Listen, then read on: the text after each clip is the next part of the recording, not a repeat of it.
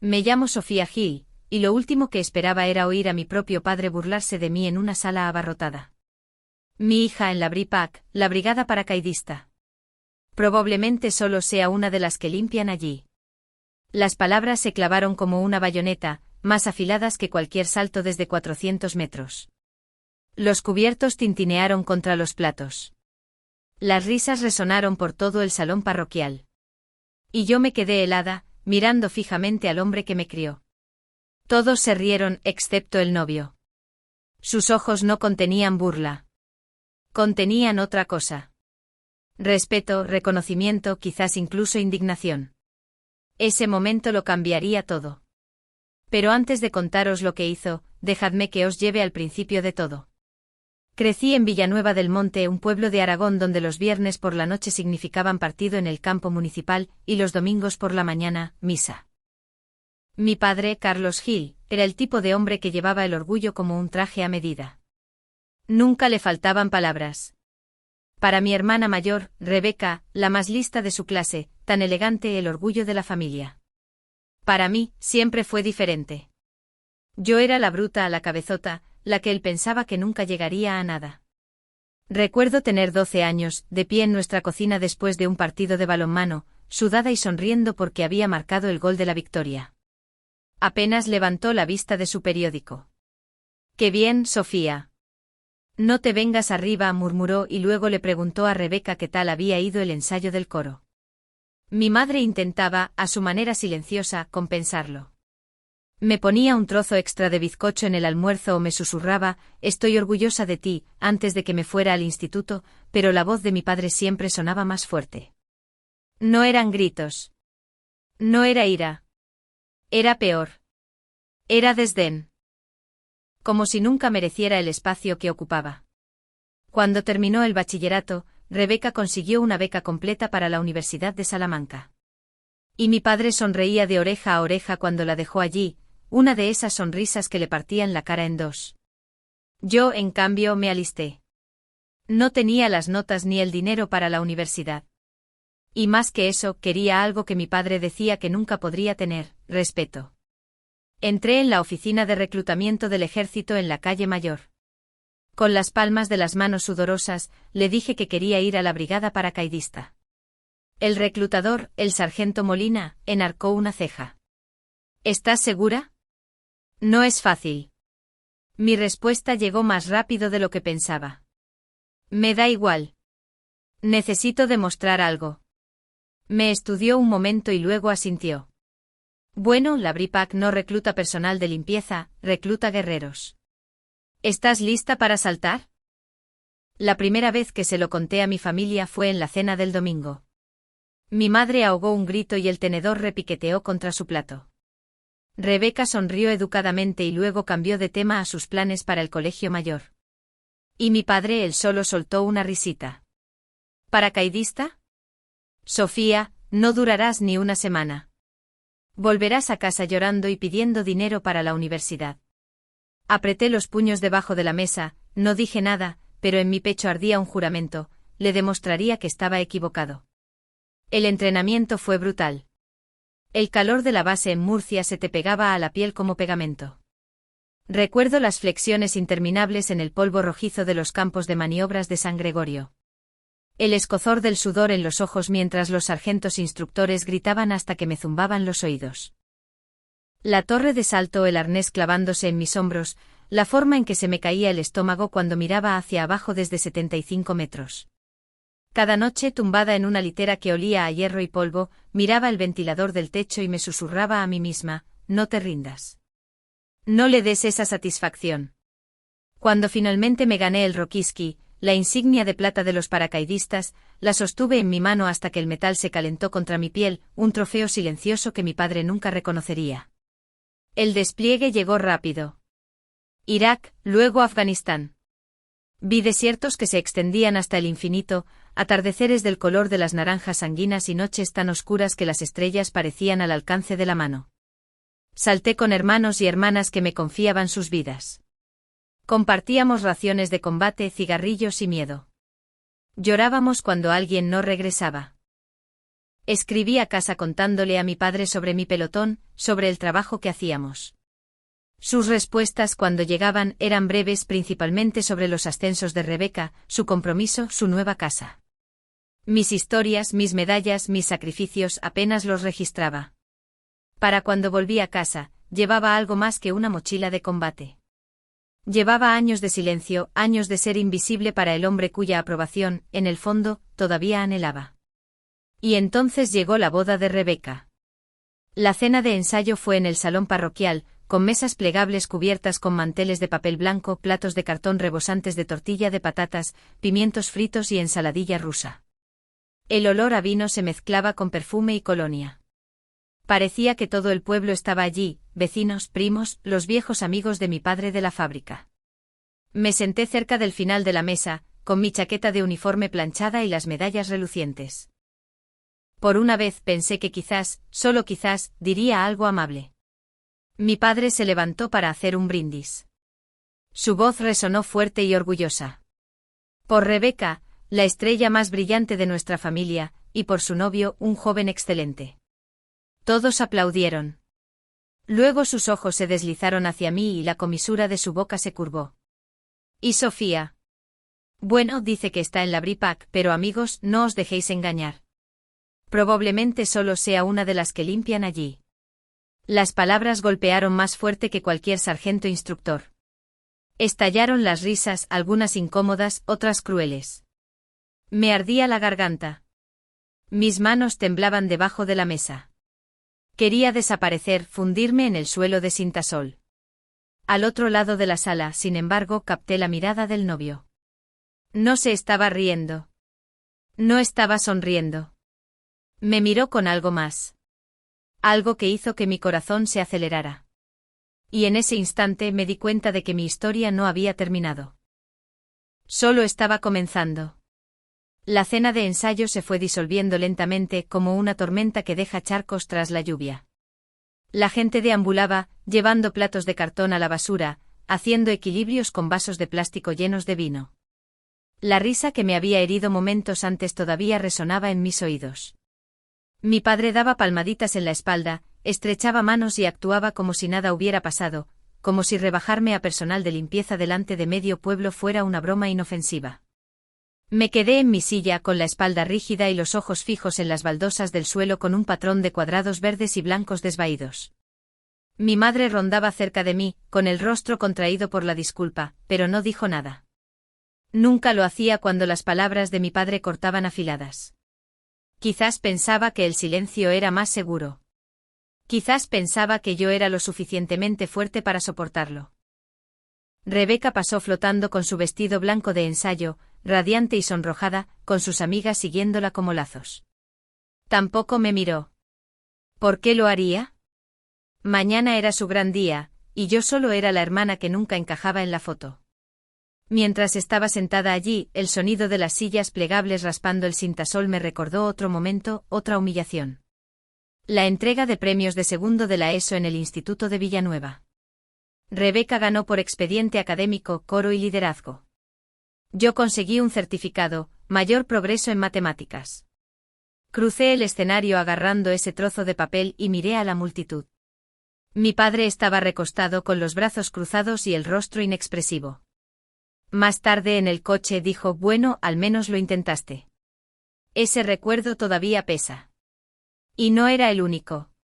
La graduación de bachillerato, llevaba mi birrete y mi toga granate, con el corazón hinchado de orgullo solo por haberlo conseguido.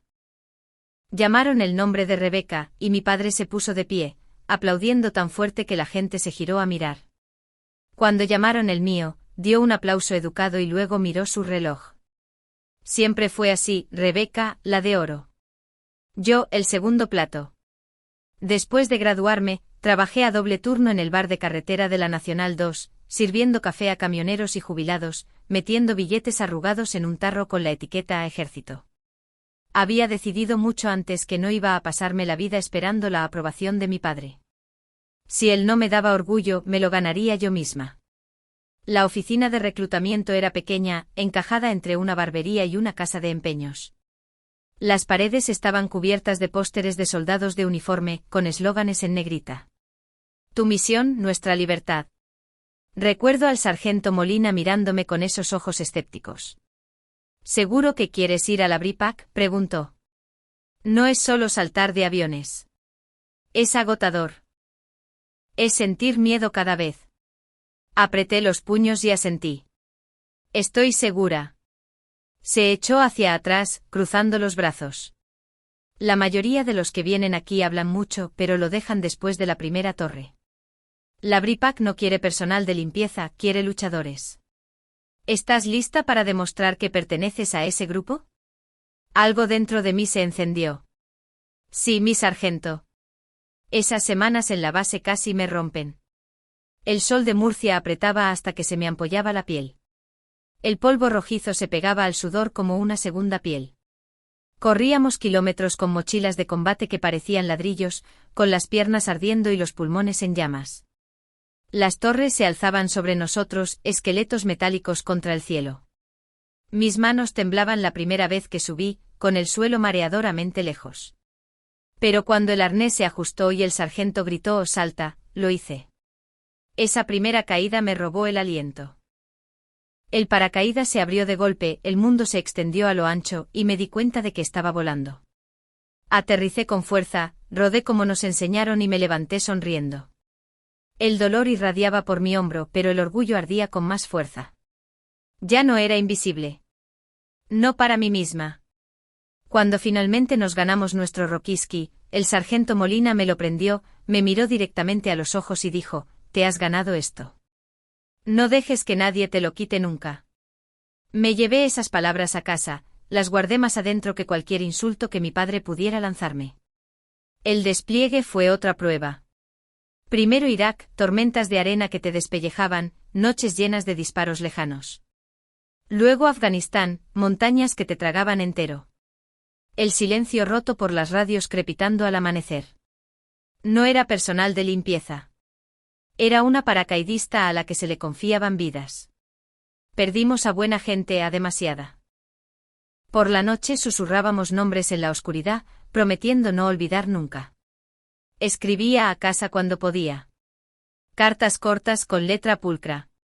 Le contaba a mi madre sobre los atardeceres, sobre los niños que saludaban cuando pasaban nuestros convoys. Le contaba a mi padre sobre la condecoración que había recibido, el respeto que mi pelotón me mostraba. Sus respuestas llegaban semanas después, 1 o 2 líneas. A Rebeca la han ascendido otra vez. El tejado necesita un arreglo. Nunca una palabra de orgullo. Aún así seguí adelante porque el respeto no era algo que él pudiera conceder o negar. Era algo que llevaba en mi propio pecho, demostrado con cada salto, cada misión, cada hermano y hermana de armas que me cubría las espaldas. Así que cuando me senté en ese salón parroquial en la cena de ensayo, escuchando a mi padre reducirlo todo a limpieza, apreté la mandíbula y guardé silencio. Quería estallar, ponerme de pie y gritar lo que había hecho, en quién me había convertido. Pero no lo hice. Todavía no. Porque a veces la venganza no es ruidosa. A veces espera paciente el momento adecuado para aterrizar. Y mientras levantaba la vista del suelo y veía al novio observándome, serio, inquebrantable, tuve la extraña sensación de que ese momento llegaría antes de lo que pensaba. La mañana después de la cena de ensayo, me desperté antes del amanecer y me até las zapatillas de correr como un acto reflejo. Cuando el mundo es ruidoso y feo, vuelvo a los pocos lugares dentro de mí que son silenciosos y firmes. Cadencia, respiración, el ritmo de las botas sobre el asfalto.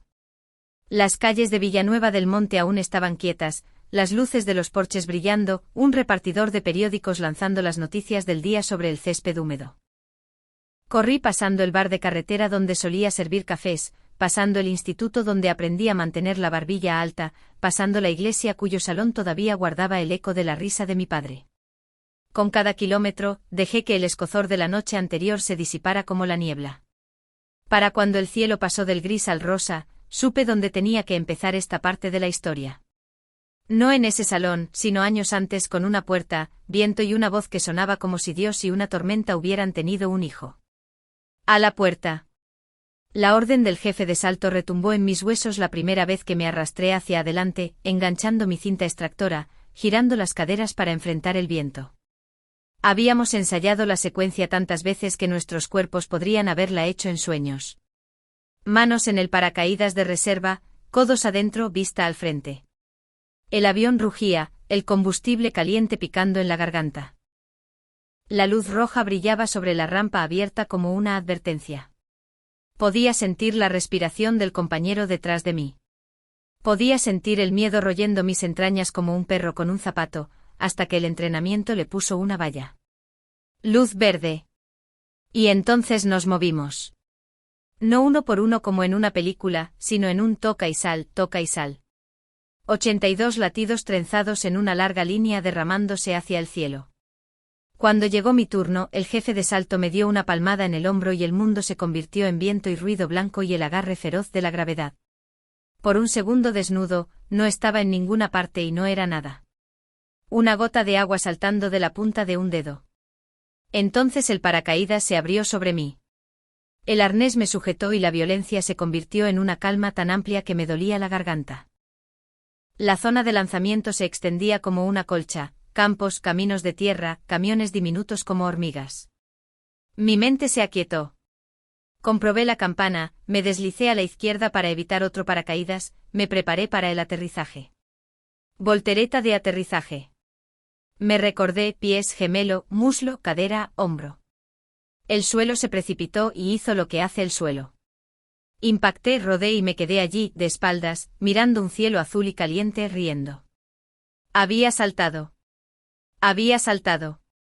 De vuelta en la zona de reunión, con el sudor chorreando por todas las espaldas, plegamos los cordinos y los paracaídas y contamos nuestras pequeñas mentiras sobre lo fácil que había sido todo. Esa noche en el barracón, la especialista Pérez y yo nos repartimos una ración de combate y discutimos sobre quién se quedaba con el sobre de paté. Pérez era de Galicia, de ese tipo de persona callada que esconde una voluntad de hierro. ¿Ya respiras?, preguntó, abriendo un paquete de galletas. Sí, dije, desde que se abrió la campana. Sonrió con suficiencia. Ahí es cuando todo el mundo respira. Todos teníamos una forma de mantenernos honestos los unos a los otros. El sargento Torres lo hacía con humor negro y una mirada que podía cortar el acero. El cabo Durán lo hacía con historias sobre sus hijos y como el mayor quería ser astronauta. Yo lo hacía levantándome antes del amanecer, corriendo un poco más lejos de lo que quería. Nos curamos ampollas y aprendimos la extraña intimidad de la inspección del equipo, extraños revisando cada correa y pieza de metal porque tu vida dependía de sus ojos. Aprendimos que el miedo nunca se va, solo se domestica. Se convierte en el perro guardián que gruñe en la puerta para que tú no tengas que hacerlo. Cuando nos prendieron el Rokiski, el coronel del batallón nos estrechó la mano y sentí algo como pasar una página. Le envié una foto a mi madre con una nota, lo conseguí. No le envié ninguna a mi padre. Me dije que eso era fuerza, pero la verdad es que era una especie de súplica. Si él pedía verla, quizás por fin importaría. No la pidió. Luego vino el despliegue. No voy a adornarlo. La guerra son horas de aburrimiento trenzadas con minutos de terror y un río de pequeñas cosas necesarias corriendo por el medio, comprobar las baterías de la radio, limpiar las armas hasta que se te agrietan los nudillos, memorizar las caras de las personas que quizás tengas que evacuar. En Irak, el viento sabía a polvo y a cobre viejo. Vigilábamos el horizonte en busca de cosas que no encajaran. Al atardecer intercambiábamos chistes lo suficientemente malos como para hacer sonrojar a un capellán. Pérez llevaba un cuaderno donde escribía una cosa buena cada día, aunque solo fuera a encontré un calcetín limpio. Empecé a hacerlo yo también. Algunos días mi cosa buena era un mango a medio mundo de cualquier árbol. Otros días era una carta de un niño de una parroquia de vuelta a casa con estrellas de cera dibujadas en la parte de abajo. Afganistán eran montañas y silencio y radios que crepitaban justo cuando necesitabas que estuvieran claras. En patrulla el mundo se reducía a las pisadas y la respiración, al peso de tu mochila y al pensamiento del agua. Aprendimos el sabor particular de una comida dividida entre 5 porque era lo que tenías y querías que todos tuvieran algo. Aprendimos los nombres de la gente que nos había dado de comer en la aldea, el perro al que le gustaba Durán más que a nadie. La forma en que el cielo se volvía añil justo antes de la oscuridad total. Y sí, aprendimos a perder. Dejamos un trozo de nuestro corazón bajo una piedra más de una vez y nos alejamos más erguidos para que esos nombres viajaran con nosotros. Gané un par de medallas en las que no pensaba mucho. En una ceremonia en España entre rotaciones, un coronel al que apenas conocía me estrechó la mano y dijo: Gil, enorgulleces a la división. Envié el programa a casa. Mi madre llamó y lloró un poco. Mi padre me envió un mensaje de 2 palabras: ocupado. Felicidades. Me quedé mirando ese punto como si fuera una puerta cerrándose. Y entonces las órdenes cambiaron, como siempre lo hacen. Y de alguna manera conseguí un permiso de 2 semanas que coincidía con la boda de Rebeca. La invitación llegó metida con las facturas en casa de mi madre. Caligrafía, encaje, el tipo de cartulina que intenta oler a rosas. Pasé un pulgar por las letras doradas. Rebeca y Nathaniel, mi hermana y el hombre cuyos ojos en el salón parroquial no se habían reído. Me presenté pronto porque los soldados lo hacen. Me ofrecí a colocar sillas, llevar neveras, hacer recados. Mi padre me dijo que me relajara. Dijo que los chicos se encargaban. Por chicos se refería a sus amigos, capataces de fábrica jubilados con barrigas blandas. Hombres buenos que no sabían qué decirme más allá de gracias por tu servicio y ¿qué tal se come por allí? Sonreí y les dije la verdad. Los melocotones de Calanda son mejores que cualquier postre en el comedor de la base. Esa noche, después de que me llamara personal de limpieza y la risa retumbara, después de que la sala se disolviera y la gente pretendiera no mirarme, volví a casa de mi madre y dejé mi uniforme sobre el respaldo de una silla. La chaqueta era de un azul oscuro. Los botones de latón pulidos, los bordes afilados. Alineé mis medallas como una pequeña oración privada, pulcras y cuadradas como nos enseñan. Hay una ternura en cuidar tu propio uniforme de la que nadie te habla. Es como lavar un cuerpo después de un largo día, recordándole a la tela y a la piel que cubre que ambas todavía te pertenecen. Mi madre llamó y entró con un plato de bizcocho. Se sentó en el borde de la cama y apoyó su mano en mi manga, con cuidado de no manchar el brillo. Lo siento, dijo con voz queda. Cree que está siendo gracioso. Cree muchas cosas, dije más suave de lo que lo sentía. Ella miró las medallas como lo hacen las madres, tratando de leer un idioma que nunca aprendieron, escuchando significados. De todos modos, te has construido una vida, susurró. Aunque él no la vea. No respondí. No era necesario. Por la mañana, me abrocharía esa chaqueta, levantaría la barbilla y entraría en esa iglesia como la soldado que era. No sabía lo que haría el novio, solo que sus ojos habían sido una especie de promesa. No para salvarme. No, no necesitamos que nos salven. Para verme. Para hacer que la sala me viera también. La gente piensa que la venganza es fuego y espectáculo, pero en su mejor versión, es un espejo vuelto hacia la luz. Todo lo que quería era que la sala viera el reflejo que yo llevaba cada día. El que Dios, los jefes de salto y los kilómetros difíciles habían forjado. El que mi padre se negaba a reconocer. Resulta que alguien más sí lo hizo. Llegué a casa 2 días antes del ensayo. Un día de verano en Aragón, de esos que se te envuelven como una toalla húmeda.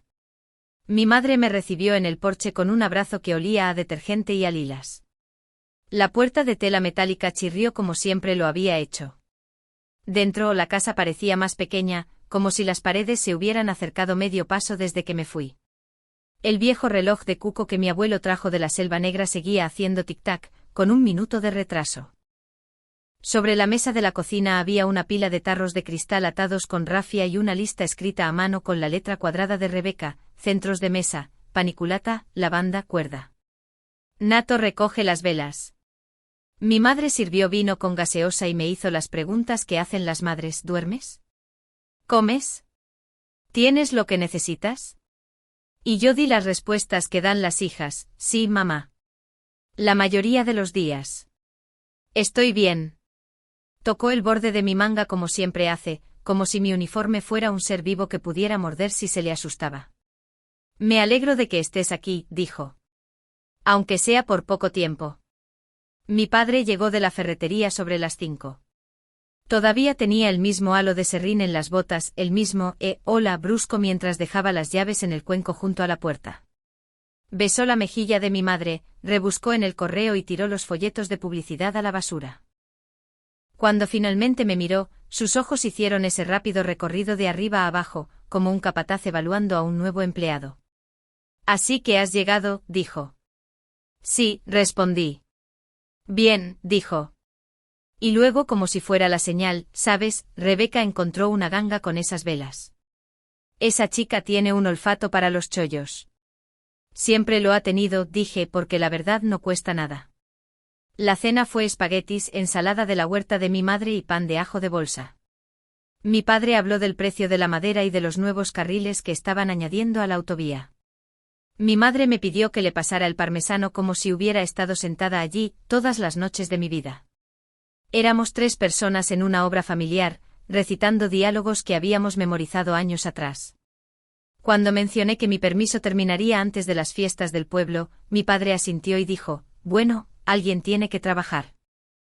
Y luego preguntó si el Real Zaragoza ganaba este año. Enrollé la pasta en mi tenedor y me recordé a mí misma que no todos los silencios necesitan ser llenados. A la mañana siguiente hice recados con mi madre, de esos que hacen que una boda suceda. Recoger el traje de la tintorería, convencer a la panadería de añadir 6 barras más, coger más sillas plegables del salón parroquial. Villanueva del Monte era, como siempre, geranios en los balcones, una pareja de jubilados discutiendo amistosamente sobre tomates en el mercado, adolescentes con camisetas del bar del pueblo de descanso a la sombra. En la oficina de correos la señora Ibáñez, de la catequesis, me apretó la mano y dijo, «Estamos orgullosos de ti, hija». Con una voz que me hizo querer sentarme en el suelo y llorar. Gente como ella me había mantenido anclada cuando me sentía a la deriva. Personas que no sabían qué decir pero lo decían de todos modos, porque el amor es torpe y se presenta en formas pequeñas y robustas. Nathaniel, nato para todos menos para la caligrafía, nos encontró en la iglesia esa tarde para ayudar a montar las mesas. Era más alto de lo que recordaba, con el tipo de sonrisa fácil que tranquiliza a la gente nerviosa. Llevaba una camiseta gris oscurecida por el sudor y una gorra con un logo de pesca con mosca descolorido. «Tú debes de ser Sofía», dijo extendiendo una mano. Su apretón era cálido, firme. «Soy Nato. He oído hablar mucho de ti». «Solo las cosas buenas, espero», dije. «Las mejores», respondió, y sus ojos decían que lo decía en serio. Desplegamos mesas mientras la iglesia se enfriaba del calor del día. Me preguntó por la base de Zaragoza y si las zonas de lanzamiento se veían diferentes en verano. «Parecen el jardín de alguien que se olvidó de cortar el césped», dije, y él se rió. En un momento dado, señaló con la cabeza las medallas prendidas en mi chaqueta, colgada de una silla. «¿Te importa si pregunto cuántos saltos?» La pregunta era simple pero aterrizó con un peso que reconocí. La gente hace preguntas por curiosidad. Los soldados hacen las que importan. 27, dije. 28 si cuentas la vez que aterricé en una zanja y el barro intentó comerme. Sonrió. Creo que la zanja cuenta.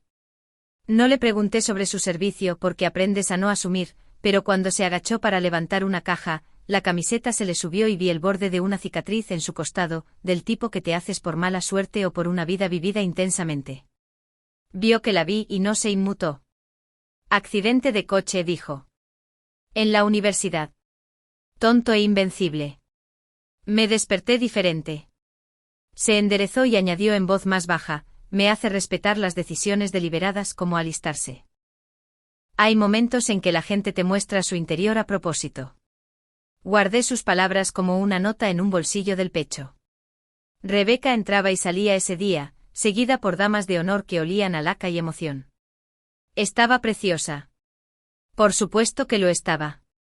Cada movimiento era una gracia practicada. Cuando me abrazó fue rápido, un poco torpe alrededor de los hombros, como si todavía estuviéramos descubriendo cómo estar en el mismo equipo. «No te olvides de la prueba del vestido a las 2», dijo. «Y quizás ponte algo ligero. Va a hacer calor». En los minutos de calma, mi madre y yo atamos cuerda alrededor de los tarros e intentamos no hablar de mi padre, pero él llenaba los espacios como lo hacen ciertos hombres. Sus opiniones llegan y se sientan, incluso cuando no está en la habitación. Cuando apareció para revisar el salón parroquial, caminó por el pasillo como un capataz en una inspección, golpeando una silla aquí, enderezando un libro de himnos allá. Se ve bien, dijo y luego a Nato. ¿Listo para hacerte cargo de nuestra chica? La forma en que dijo nuestra podría haber significado familia, podría haber significado posesión. Depende del día. Nato lo manejó como los pescadores manejan una trucha enganchada. Presión constante y uniforme sin movimientos bruscos. Sí, señor, dijo con facilidad. Supongo que el matrimonio es un deporte de equipo. Estoy agradecido por el equipo. Mi padre resopló como si la gratitud fuera un idioma extranjero y luego se fue a contarle a alguien la historia de cómo una vez arregló una gotera en la iglesia con cinta americana y una oración. La noche antes de la cena de ensayo, me senté en los escalones traseros con un vaso de agua, dejando aros de sudor en la madera y escuchando a los grillos hablar entre ellos en los árboles. Mi madre se unió a mí, metiendo las piernas debajo de ella como la chica que había sido antes de la vida que construyó. ¿Estás nerviosa?, preguntó. ¿Por qué? Inclinó la cabeza. Ya sabes por qué. Suspiré. Puedo aguantar una broma, mamá. He aguantado cosas peores. No dije de quién. Observó la oscuridad un rato y luego dijo, cuando tu padre se siente pequeño, hace que otras personas sean más pequeñas. Es una costumbre que aprendió hace mucho tiempo. Me tocó la mano. No tiene por qué ser la tuya. Dejamos que la noche respirara a nuestro alrededor. Un tren pasó en la lejanía, el silbato extendiéndose por el pueblo como una cinta. Pensé en las cosas que había aprendido a llevar y las que había aprendido a dejar. Pensé en Pérez en Galicia escribiendo, encontré un calcetín limpio en su cuaderno, en el perro de Durán que lo prefería a él en un país que no prefería a nadie. Pensé en cuántas veces había estado en una puerta sin nada entre el cielo y yo, y aún así me había movido. El día del ensayo transcurrió a base de café y listas. Mi pelo se encrespó con la humedad y mis zapatos chirriaron en el cintasol de la iglesia. Llevé mi uniforme porque Rebeca me lo pidió, quedará bien en las fotos, y porque una parte de mí todavía esperaba que mi padre pudiera verme. No el contorno que él había hecho de mí, sino a mí. La gente llegó trayendo sus propias pequeñas tormentas de preocupación y alegría. El cura ensayó los votos con un barítono paciente. Una niña de las flores dejó caer todos los pétalos a la vez y luego se echó a llorar. El móvil de alguien vibró con una alerta de tormenta que nadie creyó. Y luego comimos. Platos de cartón, ensaladilla rusa, tortilla, un jamón que, según la tía de alguien, llevaba curándose desde Semana Santa. Me senté cerca del final de una mesa para poder escapar si lo necesitaba. Mi padre levantó su vaso de plástico y comenzó su discurso, un murmullo de elogios para Rebeca, una pulla a Nato sobre aprender a que le gustara su estofado, una historia de cuando ella tenía 10 años y ganó su primer premio. La gente se rió en los momentos adecuados. Podía hacer esta parte en sueños, encantar a la sala, pasar el dedo por el borde del respeto como si le perteneciera. Y luego, como siempre, me miró como si recordara que existía. Todos conocéis a mi otra hija, dijo. Está en la... ¿Cómo se llama? La BRIPAC, la Brigada Paracaidista. Sonrió de la manera en que sonríen los hombres cuando planean decir algo que creen que será la bomba. Pero no os dejéis engañar. Tienen que tener a alguien que barra, ¿no? La sala estalló en risas, algunas educadas, otras ruidosas, otras sorprendidas y aliviadas de que él les hubiera dado permiso. Sentí el viejo calor subir por la nuca. Mantuve las manos planas sobre la mesa para no convertirlas en puños. Saboreé metal y memoria en mi lengua. Al otro lado del salón, la sonrisa de Nato se desvaneció como una máscara que alguien hubiera dejado caer. Se puso de pie sin arrastrar la silla, caminó hacia el micrófono con una calma que hizo que la gente levantara la vista. Me miró una mirada firme y en ella vi una puerta en la que había estado antes, con el viento presionando mi pecho, esperando una luz verde. Nato golpeó el micrófono una vez, lo suficiente para acallar las conversaciones secundarias, y dijo: «¿Puedo?». El cura asintió, inseguro.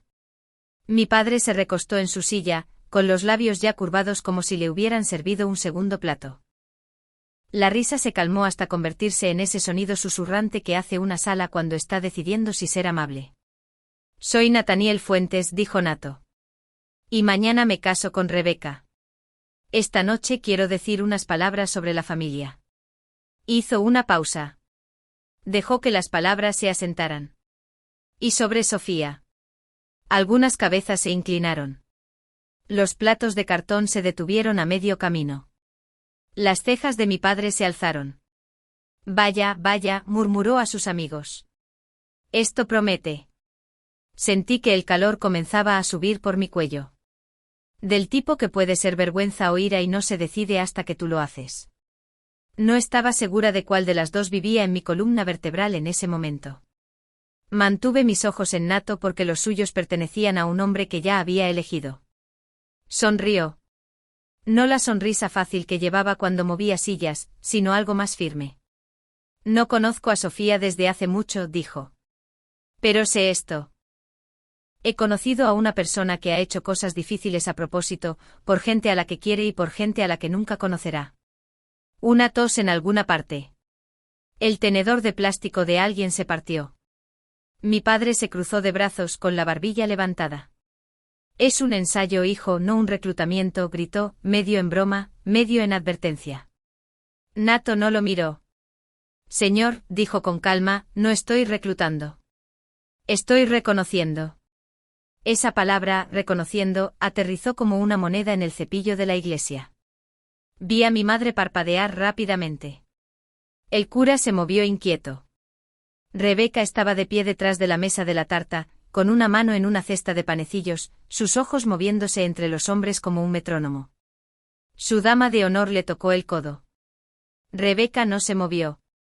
Nato continuó. Algunos trabajos son silenciosos hasta que dejan de serlo. Algunas vidas son invisibles hasta que alguien decide verlas. Me miró, rápido y seguro. Sofía, ¿puedo hacerte una pregunta? Sentí la garganta espesa. Puedes, logré decir. ¿Cuántos saltos? Preguntó. Algunas personas parpadearon ante la palabra saltos como si fuera un acertijo. Mi padre sonrió con suficiencia, ya preparándose. Oh, vamos, dijo. Lo próximo será preguntarle cuántas fregonas ha pasado. Podría haber permanecido en silencio. Años de práctica habían convertido el silencio en una armadura. Pero un paracaidista responde cuando se le llama. 27, dije con voz firme. 28 si cuentas la zanja. La zanja cuenta, dijo Nato. Y si sonrió, fue solo con los ojos. Se volvió hacia la sala. 28 veces Sofía caminó hacia una puerta con el mundo aullando fuera y se lanzó al cielo. No por un desafío, no por emoción, por deber. Un murmullo recorrió el salón de un lado a otro.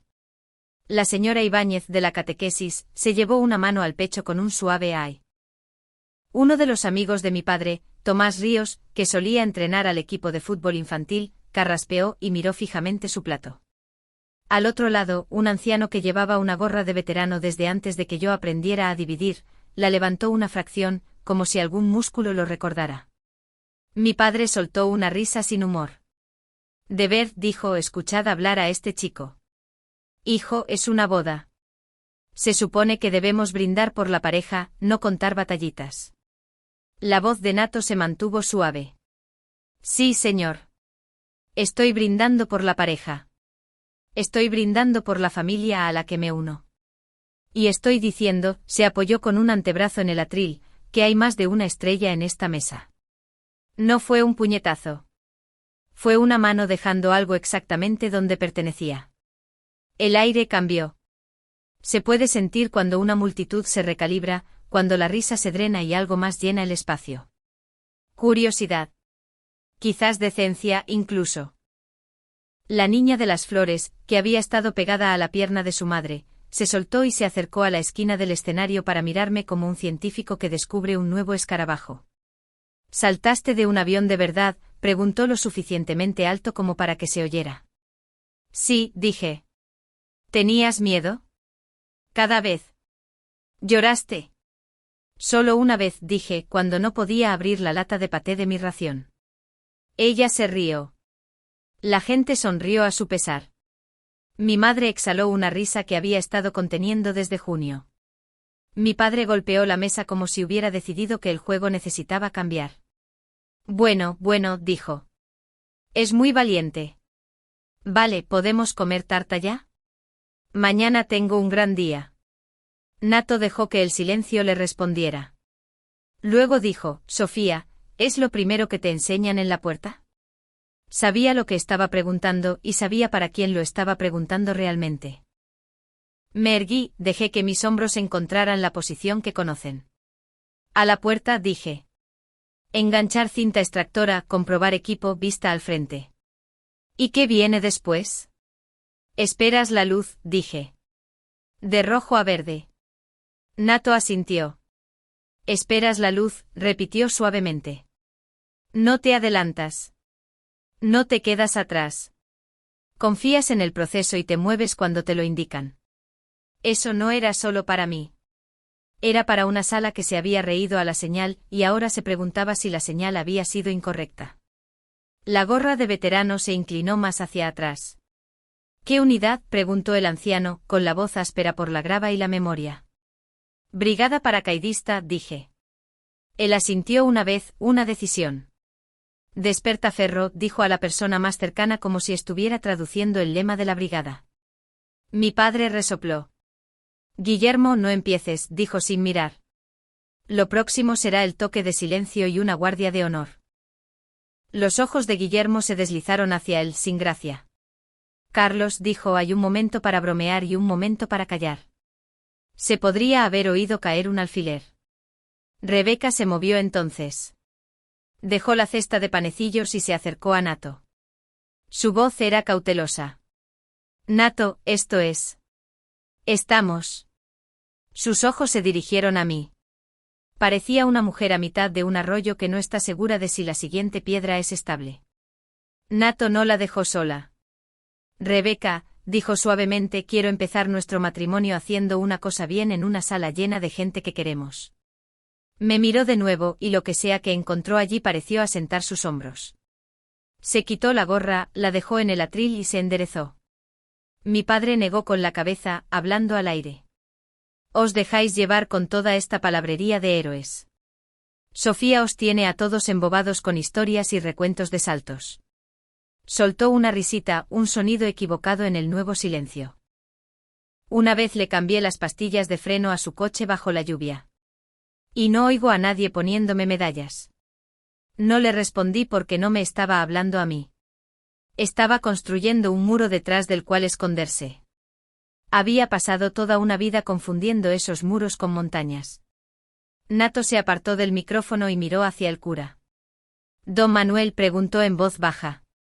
El cura, un hombre alto con manos hechas para levantar fuentes de lasaña y ataúdes, se adelantó como si estuviera entrando en una discusión de vecinos en un porche. Observó la sala, las caras inclinadas hacia adelante, la forma en que incluso el aire parecía contener la respiración. No dijo mucho. No lo necesitaba. Amigos, dijo, estamos ensayando el amor. Eso significa practicar el reconocimiento. Se giró ligeramente, no lo suficiente para escenificarlo, solo lo suficiente para hacer espacio. Nato bajó del pequeño escalón. No se movió rápidamente. Se movió como un hombre que sabe distinguir una luz roja de una verde. Por primera vez en toda la noche mi padre pareció inseguro. Cruzó su rostro como un relámpago y desapareció, un pájaro entrando y saliendo de un arbusto. Se enderezó. ¿Qué estamos haciendo aquí exactamente?, exigió. Nato se detuvo frente a mí. No se acercó como un rescatador. No se cernió como un juez. Me miró a los ojos y allí estaba esa firmeza de nuevo. La que una vez sentí bajo una campana de seda con 300 metros de aire debajo de mí. La que dice muévete cuando la luz cambie. Sofía, dijo con la voz baja pero audible. Puedes ponerte de pie. Hay momentos hacia los que una vida se canaliza, y cuando llegas a ellos, reconoces la forma, aunque no supieras su nombre. Mis rodillas se destrabaron. Me puse de pie. El raspado de la pata de mi silla sonó más fuerte de lo que tenía derecho. La niña de las flores me sonrió como si compartiéramos un secreto. Nato respiró hondo, se cuadró y levantó la mano. La mano de Nato se alzó con los dedos planos en la sien. No fue el saludo nítido de un soldado. Fue la cuidadosa imitación de un civil, el tipo de gesto que haces cuando te esfuerzas por mostrar la forma correcta de respeto. Lo mantuvo un instante, luego lo dejó caer y se volvió hacia el micrófono. La sala se inclinó hacia él, el sonido adelgazándose como lo hace al borde de una cascada. Señoras y señores, dijo con voz firme antes de cortar la tarta, me gustaría reconocer a alguien que ha cargado con más de lo que le correspondía. Los tenedores de plástico se detuvieron. El cura dio un pequeño paso atrás, dando espacio al momento. Las manos de mi madre se entrelazaron sobre la mesa, con los nudillos pálidos. Sentí el pulso en mi garganta, un tambor suave. En algún lugar cerca de la cocina, una máquina de hielo tosió y luego se cayó como si también estuviera esperando escuchar. Nato se enfrentó a la sala. «¿Habéis oído bromas sobre fregonas?», dijo con calma. «¿Habéis oído la palabra limpieza? Me gusta la gente de la limpieza. Mantienen los lugares habitables y seguros. Pero ese no es el trabajo de Sofía». Me miró, no pidiendo permiso, sino ofreciendo colaboración. Sofía es paracaidista en la brigada Almogávares B. 28 saltos. Y eso significa que mientras el resto de nosotros dormíamos bajo un techo, ella salía de un avión perfectamente bueno hacia el aire negro porque su país se lo pidió. Algunas cabezas se inclinaron como si me estuvieran viendo desde un nuevo ángulo, y la luz era diferente allí. Guillermo, el de la gorra de veterano, apoyó ambas palmas en la mesa y se levantó con la boca apretada por el esfuerzo. Se quedó de pie de todos modos. Mi padre se cruzó de brazos, dirigiendo su voz hacia sus amigos. Bueno, si esto no es para verlo, dijo, intentando sonar divertido y quedándose en algún punto intermedio. Lo próximo será que le ponga medallas. Nato no le respondió. Cogió el micrófono del soporte, lo bajó del escalón y se detuvo a medio metro de mí. Podía ver el pequeño deshilachado en la manga de su camiseta, el brillo de sudor en la línea de su cabello. Tragó saliva. Sofía, dijo, no necesitas que hable por ti. Solo quiero hacer una cosa verdadera con el tiempo que me pertenece. Se giró y con una voz que llegó a todos los rincones sin gritar, dijo paracaidista Gil, a mi voz. Las palabras no retumbaron como un trueno. Aterrizaron como algo que encuentra su hogar. Sentí que mis hombros respondían antes que mi mente. Años de instrucción se alzaron, silenciosos y seguros. Respiré hondo, me aparté de mi silla y me moví. La multitud se abrió como lo hace una congregación cuando decide ser amable. Lentamente al principio, luego de golpe, como si algún instinto compartido recordara la coreografía. A mi voz, en un salón parroquial no es una formación. Es un trozo de cintasol desgastado cerca de una bandera que ha estado en más procesiones que cualquiera de nosotros. Me quedé allí porque él me había llamado, no para defender un caso, sino para ser vista. Con los talones juntos, la barbilla alta, las palmas relajadas a los costados. Nato se enfrentó a mí. No me cogió la mano. No hizo una reverencia como un cortesano. Levantó su mano derecha de nuevo y saludó por segunda vez, más corto, más limpio, como si la práctica pudiera caber en un minuto e importar. Cuando la bajó dijo no al micrófono esta vez, sino en el espacio entre nosotros, gracias por tu servicio. Luego se giró para que la sala pudiera oír y añadió, y que me avergüence si alguna vez me río cuando el valor está cerca. No estaba ensayado, pero sonaba como un juramento. Guillermo rodeó su mesa, el ala de su gorra sombreando sus ojos. Se plantó a mi lado como un viejo árbol desafiando el tiempo. Su mano se alzó en un saludo que le habían enseñado hombres con el pelo rapado y cigarrillos, y mantuvo una exactitud que los años no le habían quitado. Paracaidista, dijo lo suficientemente alto. Algo cambió, una bisagra que no podría nombrar. Tomás Ríos se levantó, su barriga de entrenador infantil rozando el borde de la mesa, y llevó su mano a la sien. Detrás de él, la señora Ibáñez se apretó la palma sobre el corazón, luego pareció pensárselo mejor y la levantó en un saludo imperfecto, con lágrimas abriendo caminos brillantes por sus mejillas. 3 adolescentes con camisetas del bar del pueblo, que estaban allí para ayudar a limpiar, se miraron y luego se pusieron de pie también, con las manos topes y las caras serias. La sala se puso en pie en oleadas irregulares. No todos, no de una vez, pero lo suficiente para cambiar el aire. Se elevó un murmullo que no era risa. Era el sonido de la gente eligiendo medir una vida por el esfuerzo en lugar del mito. Mi padre permaneció sentado. Me miró como si hubiera roto alguna regla privada. Si las miradas pudieran lijar la madera, la mesa bajo sus manos estaría tan lisa como un banco de iglesia. ¿Qué es esto?, exigió, la vieja certeza resquebrajándose en los bordes. Dirigió su mirada a mi madre. Elena. Mi madre no respondió. Su rostro suave, terco, aguantó. Se puso de pie más lentamente que los demás, con las manos a los costados, como si hubiera dejado algo pesado. Por fin, Rebeca fue lo último familiar que se movió. Rodeó la mesa de la tarta, dejó el cuchillo como reconociendo que era la herramienta equivocada para el momento, y se unió a nosotros en el espacio abierto entre Nato y yo. Sus ojos brillaban como lo hacen cuando refractan demasiados ángulos nuevos a la vez. No lo sabía, dijo. Y la frase no fue una disculpa ni una excusa. Fue un comienzo. Mi padre resopló sin encontrar dónde aterrizar. Se está haciendo la víctima, dijo a nadie en particular. Estáis siendo ridículos. Guillermo giró la cabeza lo justo para mirarlo. Carlos, dijo cansado pero sin crueldad.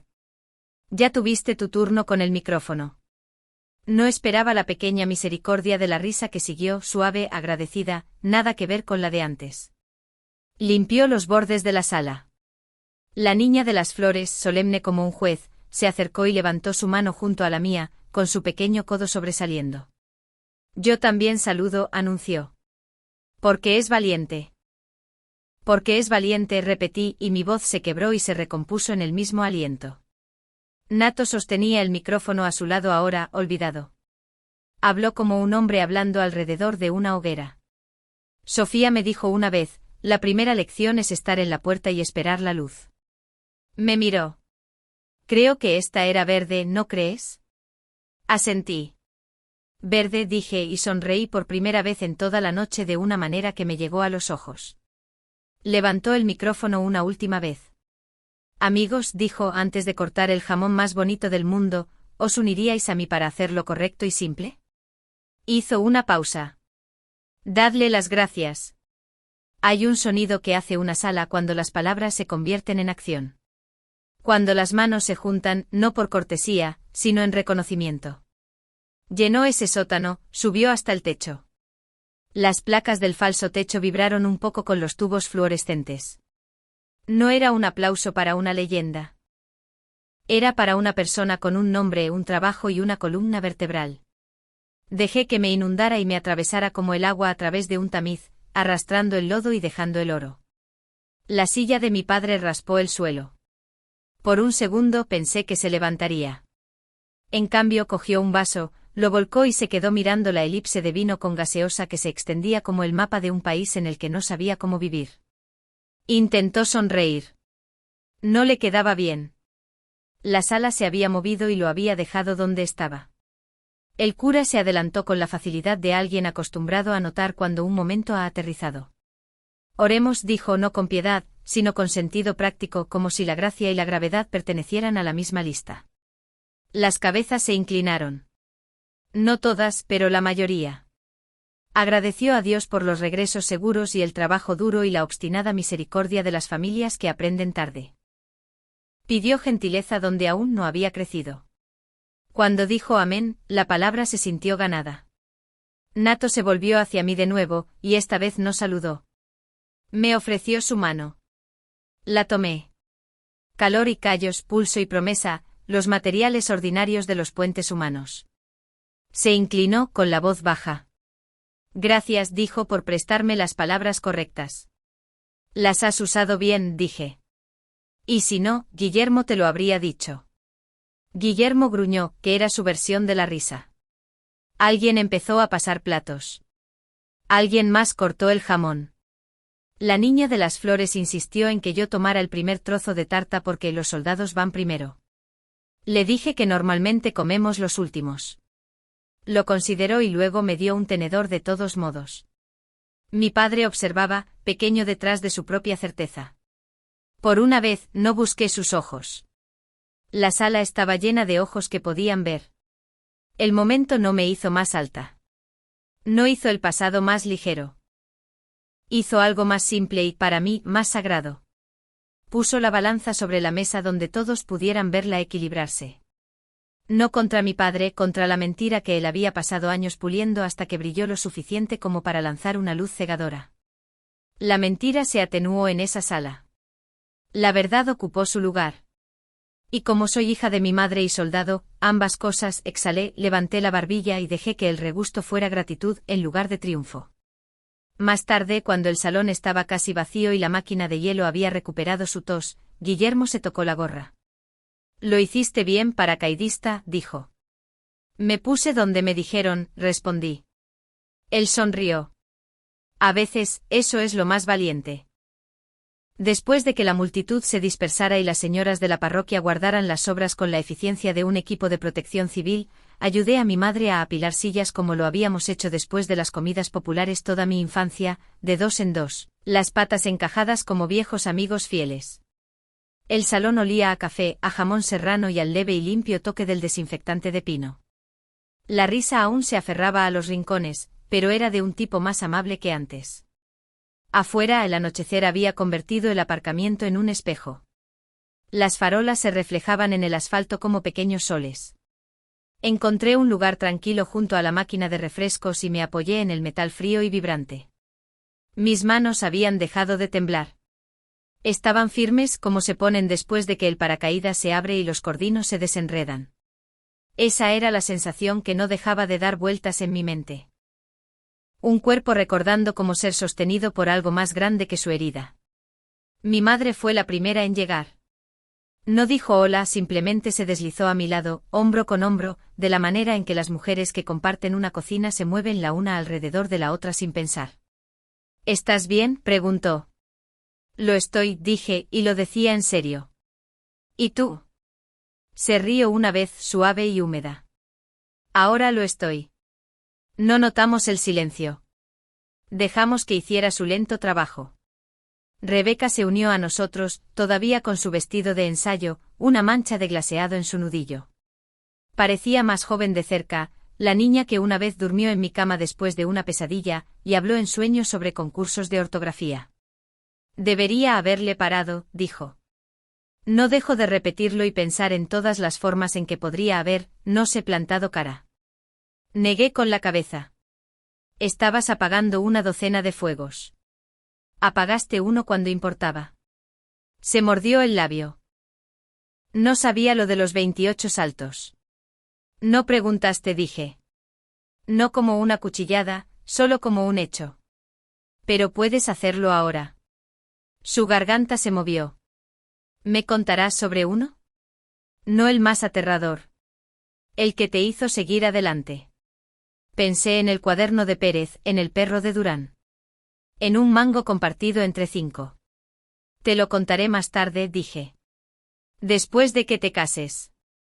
Hay que guardar algunas buenas sorpresas para después. Asintió, el alivio relajando sus hombros. Trato hecho. Se limpió el glaseado con una servilleta, luego se inclinó y me besó en la mejilla. Estoy orgullosa de ti, susurró. Y si las palabras llegaron tarde, aún así aterrizaron donde debían.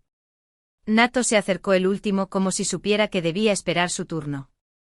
Parecía un hombre que había arrastrado una barca por un lecho de grava, cansado de la manera honesta que sigue a una elección correcta. ¿Qué tal lo hice?, preguntó con media sonrisa, pidiendo permiso para existir. Hiciste esa cosa verdadera, dije. Con eso es suficiente. Sonrió, luego se puso serio. Por si sirve de algo, no lo hice para ganarme tu favor. Lo sé, dije, pero lo tienes de todos modos. Se rió por lo bajo, luego se puso serio de nuevo. ¿Te parece bien si te pido una cosa? Adelante. En la boda de mañana, ¿podemos dejar un espacio para el silencio? Sin grandes discursos, solo ese tipo de paz donde la gente puede elegir la decencia sin ser empujada. Recibido, dije. Viejos hábitos. Él escuchó al soldado en la palabra y saludó, no con la mano esta vez, sino con una pequeña inclinación de un hombre que había aprendido el respeto por las malas. Cuando se fueron, me quedé sola con el zumbido de la máquina de refrescos y el raspar de una escoba en un pasillo lejano. Fue entonces cuando apareció mi padre, tan inevitable como la gravedad. No carraspeó ni arrastró los pies. Simplemente estaba allí, como siempre ha estado en las habitaciones de mi vida, ocupando más espacio del que su cuerpo pide. Nos quedamos de pie sin hablar. Las luces fluorescentes no favorecían a nadie. De cerca mi padre parecía más viejo de lo que aparentaba, con arrugas en la boca que no estaban allí hace 10 años. Ojos de contable detrás de un ceño de capataz. Metió las manos en los bolsillos y se balanceó sobre los talones como un hombre en un muelle probando una tabla. Supongo, dijo finalmente, que soy el villano de la película. Mantuve mi rostro impasible. No era una película, dije. Era una cena. Su mandíbula se tensó. Siempre te pones muy literal cuando te acorralan. Observé su boca formar palabras alrededor de una verdad que no le gustaba. Si hubiera sido más cruel, me habría ido. Si hubiera sido más blanda, le habría suavizado el momento. Me quedé donde estaba y dejé que fuera incómodo. No lo decía en serio, dijo después de un momento. No como sonó. Resopló con la irritación escapándosele. Una broma es una broma, Sofía. Algunas bromas son tablones, dije. Puedes llamarlas bromas mientras los agitas. Siguen haciendo daño. Miró fijamente la máquina de refrescos como si pudiera ofrecerle una hija diferente por 1,50 €. He trabajado duro por esta familia, dijo. Más un reflejo que un argumento. Largas horas, botas mojadas. Sin agradecimientos. Lo sé, dije. Me cambiaste las pastillas de freno bajo la lluvia. Parpadeó sorprendido por mi recuerdo de su recuerdo. Bueno, murmuró atrapado e irritado por ser visto. Lo intentó de nuevo. No tenías que montar un espectáculo. No lo hice, dije. Lo hizo Nato. Es un chaval decente, dijo mi padre a regañadientes, como si le doliera admitir algo, y doliera más guardárselo. Se movió. Ese de la gorra, Guillermo. No tenía derecho. Guillermo se ganó su derecho, dije. Mucho antes de esta noche. Se estremeció como si le hubiera dado una bofetada. Y entonces algo cambió. Pequeño y humano. Sus hombros perdieron 1 centímetro de falsa altura. Su boca se suavizó hasta la forma que decía la verdad antes de que su orgullo pudiera lijarla. No sé cómo hablar contigo, dijo. Y lo dijo como una confesión, no una queja. Vienes aquí con todos esos trocitos brillantes en el pecho y buscó las palabras, y no sé lo que significa ninguno de ellos. Solo sé que no estabas en mi taller, donde podía enseñarte las cosas que sé transmitir. Siento que me abandonaste. Lo convertí en una broma porque lo otro parecía cosa de llorones. Parecía tan sorprendido como yo de escuchar la verdad expuesta tan claramente como las tablas de madera. No te abandoné, dije. Abandoné la foto que sostenías. No me encajaba. Nos quedamos en ese espacio estrecho donde nadie gana y algo mejor que ganar tiene la oportunidad de respirar. Lo siento, dijo y las palabras salieron sin barniz, feas en su torpe honestidad. De verdad. Asentí. Gracias, dije. No lo hice más grande de lo que era. El perdón no es un desfile. Es una puerta que engrasas y abres, y a veces tienes que volver a abrir mañana. Abrió la boca, la cerró y luego probó por otro camino. 28, 28, dije. Señaló con el pulgar hacia el techo. ¿Alguna vez, ya sabes, aterrizaste en un árbol? Una vez, dije. Conocí un pino de una manera muy personal. Eso le sacó una risa, genuina y corta. Miró al suelo, luego a mí. No sé qué significa a mi voz en ese sitio, asintió hacia el salón parroquial, pero supongo que actué como si el único centro fuera yo. Lo hiciste, dije. Esta noche no lo fue. Se tomó eso como una medicina, con la cara contorsionándose y luego suavizándose. Mañana, dijo áspero. Mantendré la boca cerrada. Mañana, dije, también podrías mantenerla abierta. Y decir algo verdadero. Dudó, luego asintió. Una vez como un hombre que acepta entrar en una tienda que ha evitado durante años porque no le gustaba la iluminación. Lo dejamos ahí. Él fue a apilar sillas, y yo ayudé porque la vida es principalmente sillas y platos y el pequeño orgullo de dejar una sala lista para la mañana. La boda en sí fue sencilla y luminosa. Rebeca lloró en el momento adecuado. Nato no se desmayó. La niña de las flores se olvidó de esparcir los pétalos y luego los arrojó todos a los pies del novio en una avalancha rosa. Durante la recepción, mi padre encontró el micrófono, carraspeó y dijo: «No se me dan bien las palabras». Y la sala sonrió con conocimiento. Pero he sido un necio cuando debería haber sido un padre. Miró a Rebeca, luego a mí. «Estoy orgulloso de mis dos chicas», dijo. Y no era poesía, pero era verdad, y la verdad le sentaba mejor que la fanfarronería. Guillermo me estrechó la mano en las escaleras de la iglesia y dijo: «Despertaferro», y yo respondí: «Paracaidista», y ambos entendimos todo lo demás que no teníamos que decir. Mi madre me arregló el cuello. Nato me apretó los dedos. Rebeca me pidió la historia de la zanja y se la conté. Y por una vez mi familia se rió conmigo en lugar de reírse de mí. En mi última noche de permiso me senté en los escalones traseros con mi madre y observé a las luciérnagas coser hilos verdes en la oscuridad. En algún lugar del pueblo un tren cantaba esa canción grave que es más antigua que todos nosotros. Sentí ese tipo de calma particular que sigue al ser visto.